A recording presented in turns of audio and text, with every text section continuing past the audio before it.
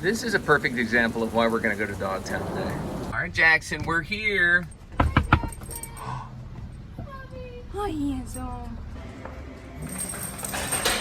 You ready to go play? He's like, gotta get a stretch in first. Bye, buddy.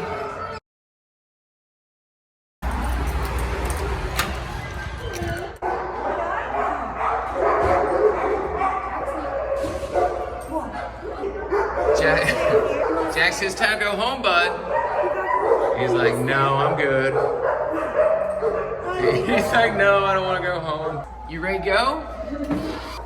This is the look of me wanting to go back inside. I know. Are you mad at me, Jackson?